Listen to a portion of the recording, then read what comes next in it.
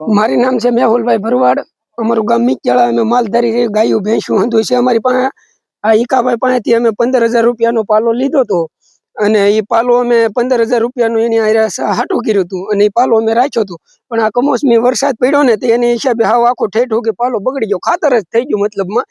તો હવે અમારે એને શું કરવું, અમારે શું કરવું એવી પરિસ્થિતિ થઈ છે। એને પૈસા દેવું કે ન દેવા, હવે એને એ માણા ગામના ખેડૂત છે, એને પૈસા લેવા અમારી પાસે ન લેવા હતા એવું લોચે પડ્યું છે।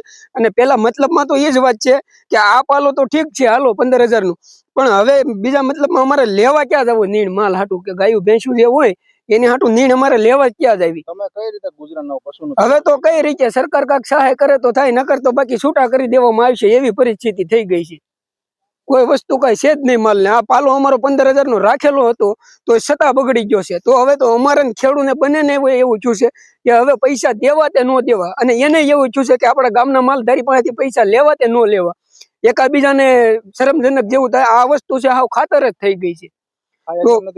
પશુ ખાઈએ કે એમ જ નથી, પશુ આમાં મોઢું જ ન મારે અને ખાઈને કદાપી ભૂખ્યા રહેતા કે કાંઈ ન મળતા ખાઈને તોય પશુ બીમાર પડી જાય અને મરી જાય પશુ, એવું એવી પરિસ્થિતિ છે। ધુવાડો ખાતર જ ગણવાનું કે મતલબમાં કોઈ વસ્તુ કઈ છે જ નહીં એમાં।